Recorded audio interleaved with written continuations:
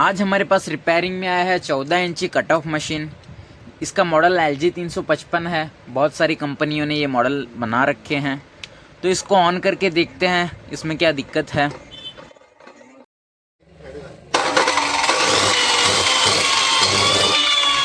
यहाँ पे बहुत ज़्यादा स्पार्किंग हो रही है और जो मशीन है वो बहुत ज़्यादा वाइब्रेट भी हो रहा है। तो एक डाउट तो आर्मेचर पर भी है और बेरिंग भी हो सकता है। अगर बेरिंग टूटा है तो आर्मेचर बॉडी के अंदर हिल रहा है और जिसके कारण स्पार्किंग भी हो रही है।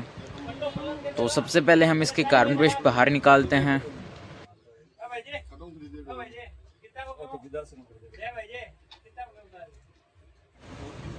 अगर इसके आर्मेचर में दिक्कत होती तो कार्बन थोड़ा क्रैक होता, पर यहाँ पे कार्बन में कोई क्रैक नहीं है, तो मेरे हिसाब से आर्मेचर में दिक्कत नहीं होनी चाहिए। दूसरे कार्बन को भी चेक करते हैं क्या वो भी सही है या उसमें कोई क्रैक है।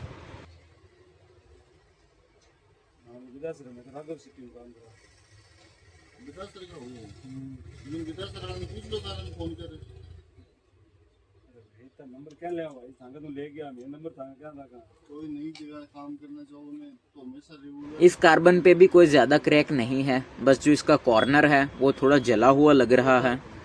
तो सबसे पहले हम इसके ब्लेड को ओपन करेंगे ताकि हम अंदर पहुंच सके, इसके आर्मेचर को बाहर निकाल सकें। अब एक आधा वेंटिलेशन पार्ट्स की और दिक्कत हो जाएगी तो गियर बॉक्स मंगाने यार दादा जल्दी मंगाने।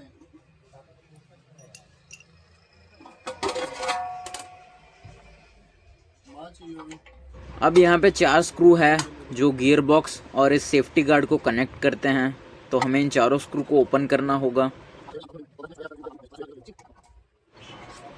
इसे अलग करेंगे और अब हम आर्मेचर को बाहर निकाल सकते हैं।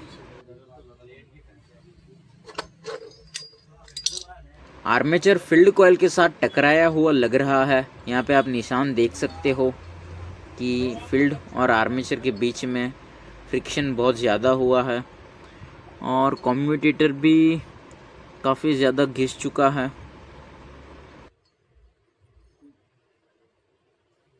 एक बार फील्ड कॉइल को भी चेक करते हैं कि उस पे फ्रिक्शन के कितने निशान हैं। फील्ड कॉइल में नीचे की साइड आर्मेचर टकराया है और यहाँ पे ये भी हो सकता है कि जो आर्मेचर के पीछे वाला बैरिंग है वो इस एल्यूमिनियम बॉडी में लूज़ हो, जिसके कारण आर्मेचर फील्ड के साथ टकरा रहा हो।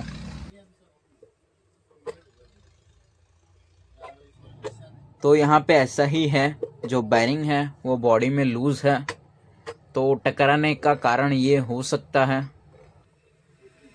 तो इसे फिक्स करने के लिए हमें इस बैक साइड वाले प्लेट को ओपन करना होगा जिससे एयर अंदर आती है।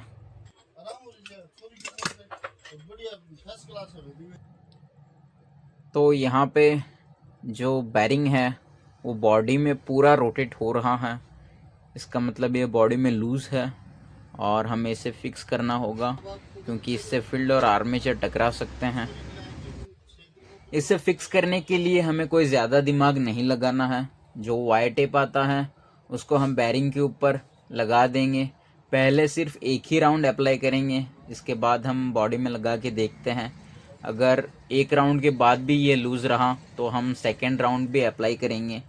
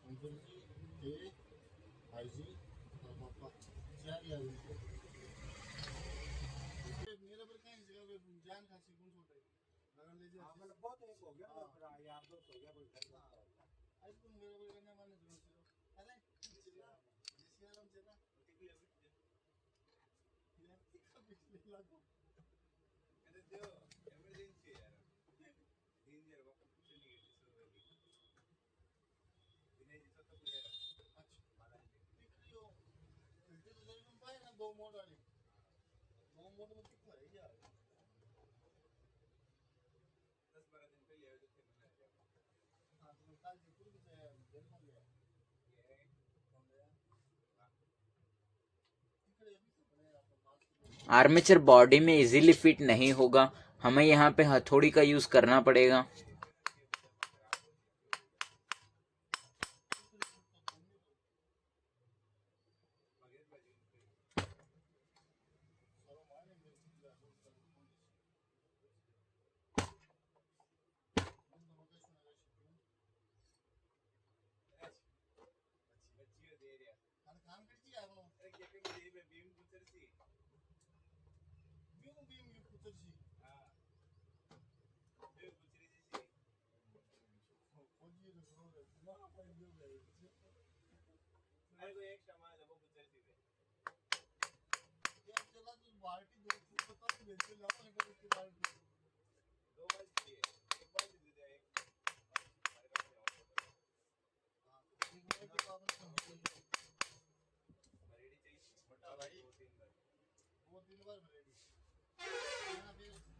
वायर टिप लगाने के कारण बैरिंग बॉडी में फिट नहीं हो रहा, तो एक बार हम इस पे थोड़ा ग्रीस लगा के देखते हैं।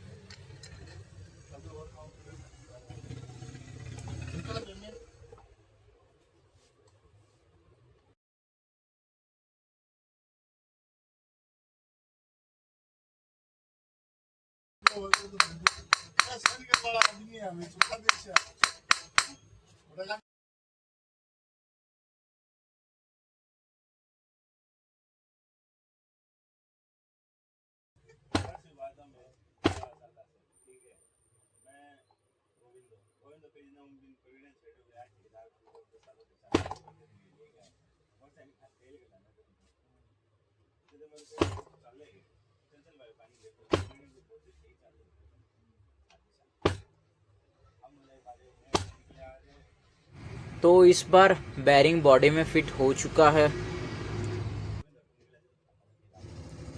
और अब बैरिंग लूज भी नहीं है, ये बॉडी में रोटेट नहीं हो रहा। तो अब डब्बी को इसके साथ अटैच करेंगे और इसे पैक करके हम इसे ऑन करके देखेंगे कि अब भी स्पार्किंग हो रही है या फिर ये फिक्स हो चुका है।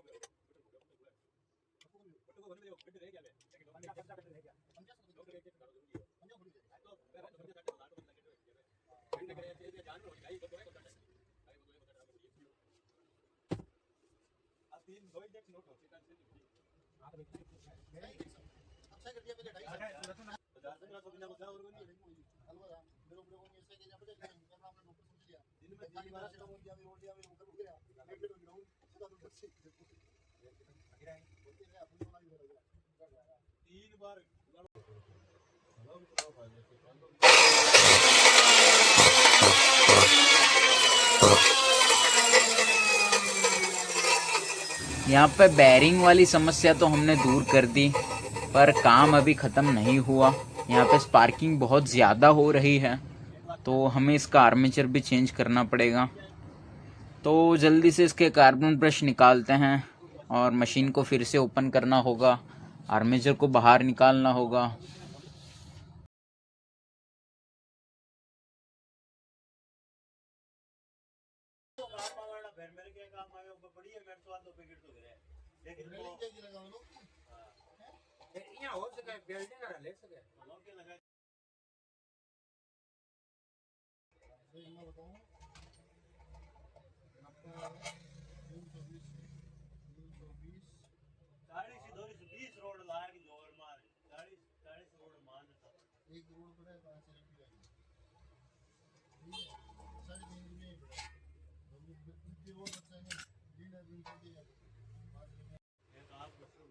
520 200 रुपया कम करके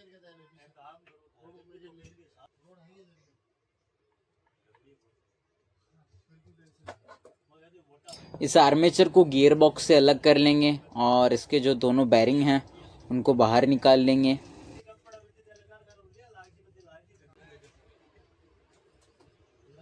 आज वो जापान को और मिसाइल वो आज देता हूँ कोरिया को।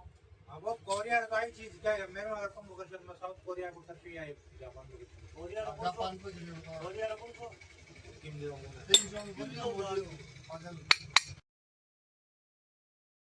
तीर आगे देखिए तो बात होती है वही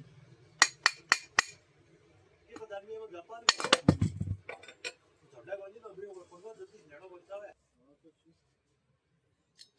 हेलो राम राम चलो जानवी अमेजिंग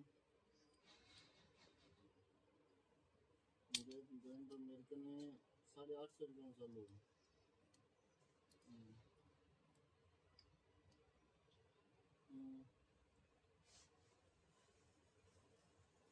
तो 850 12 रुपये बेचा मैं देख लो साहब ठीक है 200 भी लेते हैं ना ठीक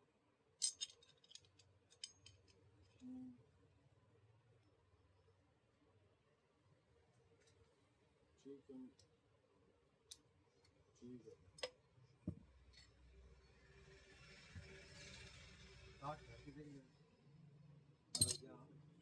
बैरिंग के ऊपर लिखे हुए नंबर को पढ़ने की कोशिश करते हैं। मेरे हिसाब से ये 6202 होना चाहिए।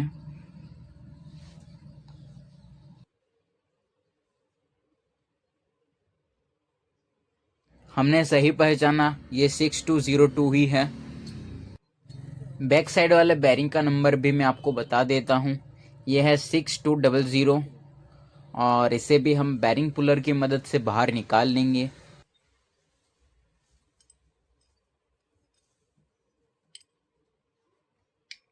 अरे पिन्ना तो ये जल्दी है दूसरी तो बंद है।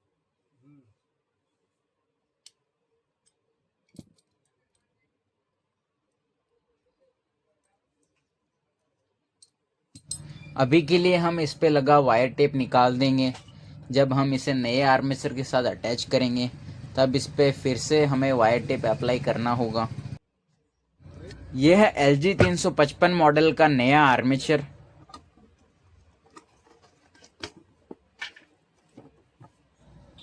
आप इसे ऑर्डर भी कर सकते हो, डिस्क्रिप्शन बॉक्स में आपको कॉन्टेक्ट नंबर मिल जाएगा। तो अब बिना किसी देरी के जल्दी से इसके साथ दोनों बैरिंग को अटैच करते हैं।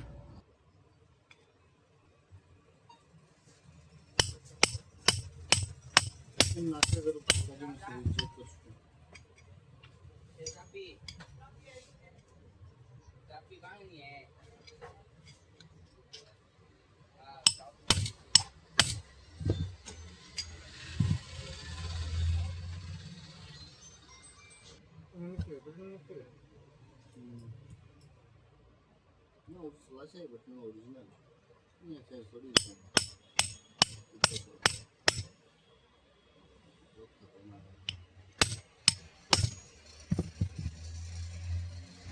आर्मेचर को गियर बॉक्स के साथ अटैच कर लेंगे। देखो देखो देखो चला देखो बटन मानो चाहिए तो मानसी मगर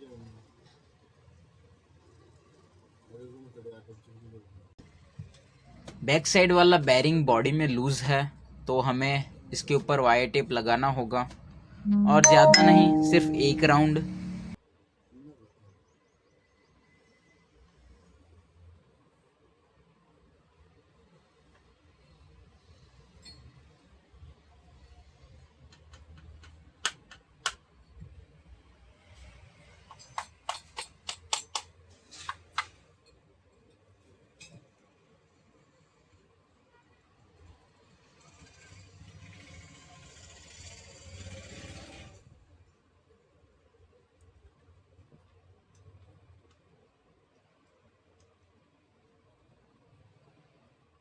इसके ऊपर थोड़ा सा ग्रीस लगा लेंगे ताकि फिटिंग्स थोड़ी इजी हो जाएं।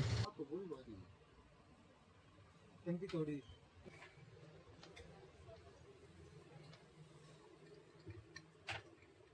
तीन तीन डाली तीन तीन डाली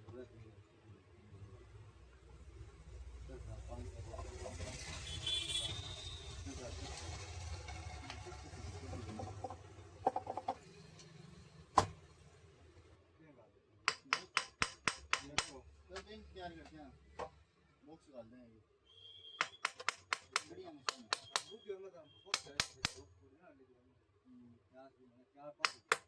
तैयार कर सकते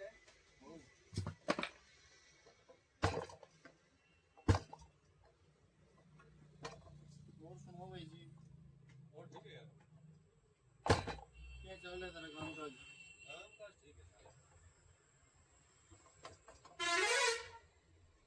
ठीक बस दुकान सेट करा के दे रहा है कि यार भी मैं बेच वो है ना हां व्यापारी आवा बेटा सैंपल दिखा दे वहां पर कितो बढ़िया खर्चा बने जा रहे हैं पगार पानी हां पगार पानी बढ़िया आर्मेचर बॉडी के अंदर फिट हो चुका है और अब गियर बॉक्स के ऊपर डब्बी को अटैच कर देंगे। बड़ा जाऊंगा बड़ा ले बिहार से लेंगे अगर वो मेंबर भी कोशिश कर जो कोई देखो कोई छोटे मिले तो डेबिट को ध्यान में रखो अगर बाइक चलाओ अब सिर्फ ये गार्ड ही बाकी है तो इस गार्ड को भी अटैच कर देंगे और इसके बाद बाकी है तो सिर्फ कार्बन ब्रश। तो कार्बन ब्रश लगा के हम इसे ऑन करके देखेंगे। सिग्नल कैलिप के इस वक्त वो बंद जाना ही होगा कोई नहीं जाना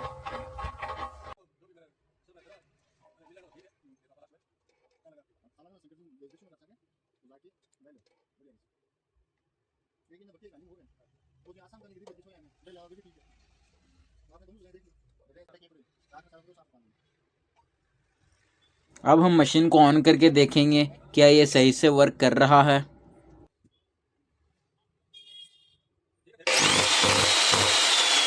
यहाँ पे नया आर्मेचर लगाने के बाद भी स्पार्किंग हो रही है, इसका मतलब फील्ड में भी दिक्कत है। और दूसरी कंडीशन ये बनती है कि सिर्फ फील्ड कॉइल में दिक्कत हो, इसका जो आर्मेचर जिसे हम ख़राब मान रहे हैं वो सही हो। तो यहाँ पे ये रिपेयरिंग थोड़ी मुश्किल हो चुकी है और हम थोड़ा कस्टमर का भी सोच रहे हैं कि कम खर्चे में रेडी हो। तो अब हम इसे वापस ओपन करेंगे और इसमें नया फील्ड कॉइल डालेंगे और जो पुराना आर्मेचर है उसमें सारे जो दोनों बैरिंग्स हैं उनको फिर से अटैच करके एक बार नई फील्ड कॉइल के अंदर पुराना वाला आर्मेचर डाल के चेक करेंगे क्या पुराने वाला आर्मेचर सही से वर्क कर रहा है। अगर वो सही से काम करा तो ठीक है, वरना फील्ड और आर्मेचर दोनों चेंज होगा। नए वाले आर्मेचर से गियर बॉक्स और दोनों बैरिंग को निकालेंगे और इस पुराने वाले के साथ फिर से अटैच करेंगे। और इस प्रोसेस को हम नहीं दिखाएंगे क्योंकि वीडियो काफ़ी लंबा हो जाएगा। हम सीधा फील्ड कॉइल चेंज करते हैं, वही प्रोसेस बता रहे हैं। तो जल्दी से स्विच हैंडल ओपन करेंगे और जो भी वायरिंग है उसे निकालेंगे।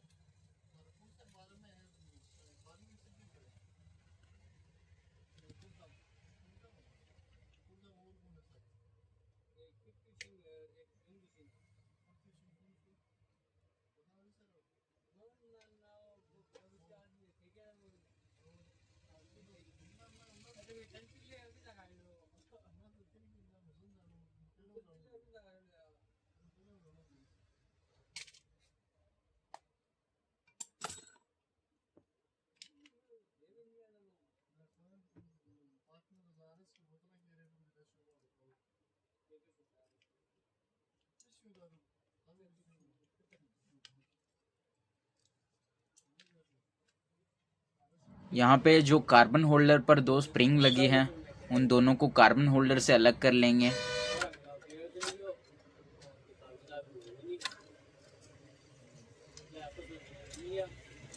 फील्ड कॉइल को बाहर निकालने के लिए हमें इन दोनों स्क्रू को ओपन करना होगा।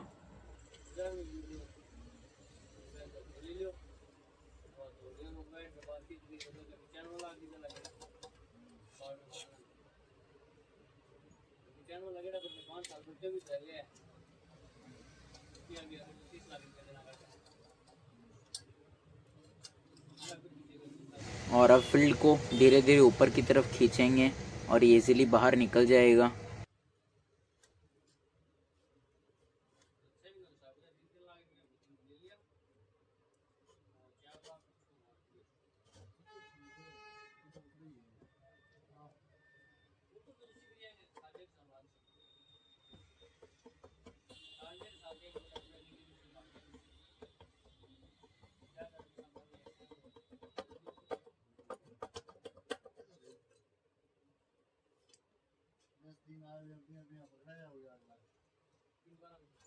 अब हम इसे सीरीज में चेक करेंगे कि ये शॉर्ट बोल रही है या नहीं। यहाँ पे फील्ड कॉइल सही बता रहा है, इसमें कोई भी शॉर्ट नहीं है। तो ये एक ऐसी कंडीशन है जिसमें आप सीरीज से अंदाज़ा नहीं लगा सकते, आपको नया आर्मेचर डाल के ही चेक करना पड़ता है कि फील्ड सही है या नहीं। यह है LG 355 मॉडल का नया फील्ड कॉइल। इसके साथ स्प्रिंग अटैच है, तो अब जल्दी से इसको बॉडी के अंदर फिट करते हैं।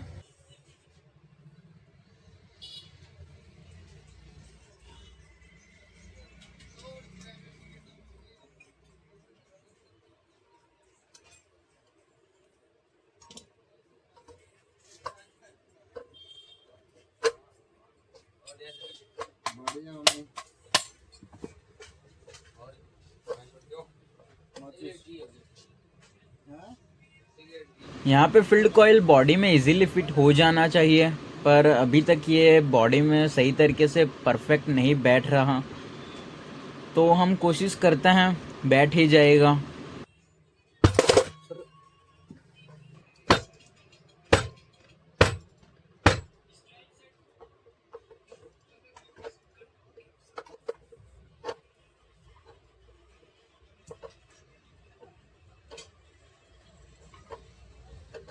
इन दोनों वायर को भी सही तरीके से देखेंगे कि जो फिटिंग्स में रुकावट आ रही है इसका कारण ये तो नहीं है।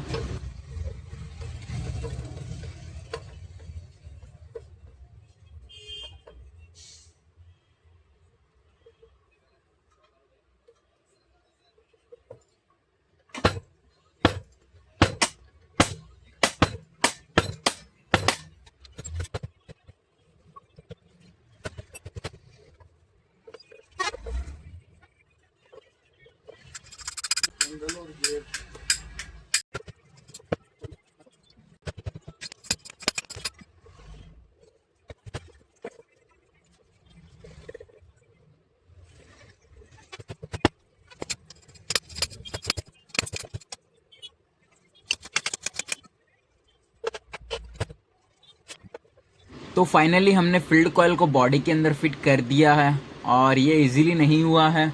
हमने फील्ड कॉइल को हथौड़ी से पीठ के अंदर फिट किया है।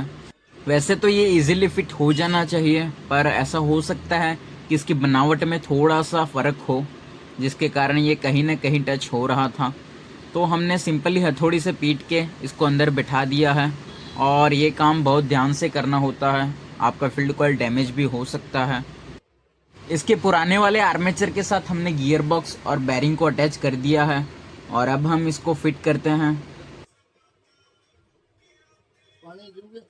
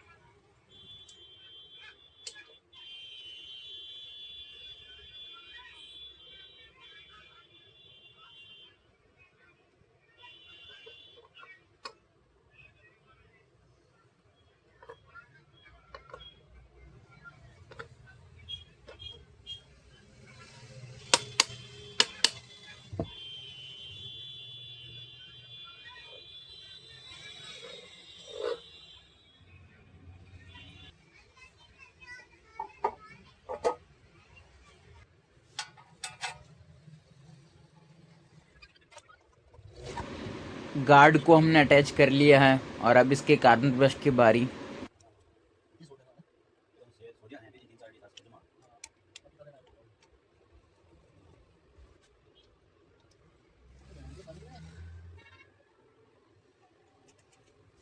हमने इसमें नया फील्ड कॉइल डाल दिया है, पर अभी इसके अंदर पुराना आर्मेचर ही हमने फिर से यूज़ किया है क्योंकि ये ख़राब भी हो सकता है।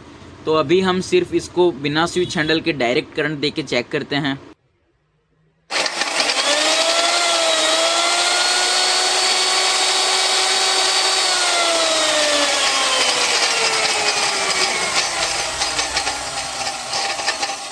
तो फाइनली इतनी कोशिश करने के बाद हमने कटर को रिपेयर कर लिया है और जो दिक्कत थी वो थी फील्ड कॉइल ख़राब थी और हमने समझा कि इसका आर्मेचर ख़राब होगा।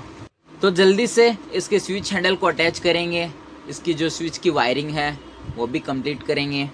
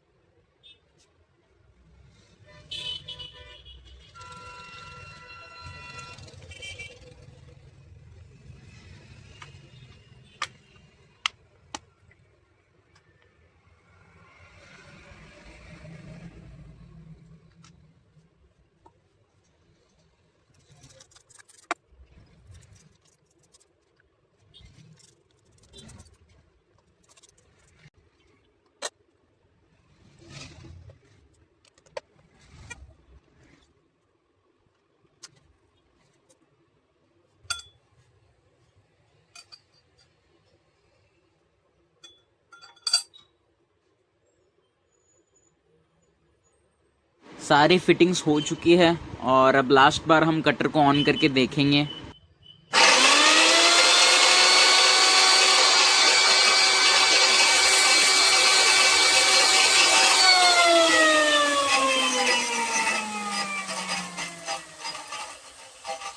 तो यहाँ पे कटर मशीन सही से वर्क कर रहा है और अब इसके एबी वॉशर लगाने बाकी है, तो हम उनको भी लगा देंगे।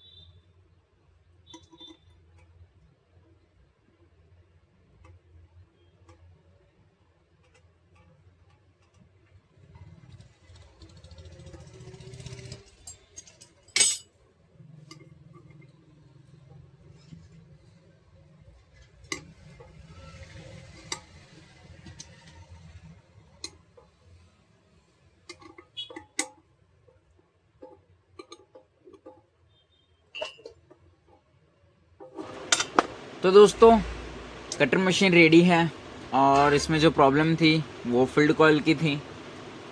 हमें टाइम लगा पर हमने जो मेन प्रॉब्लम था उसे ढूंढ ही लिया।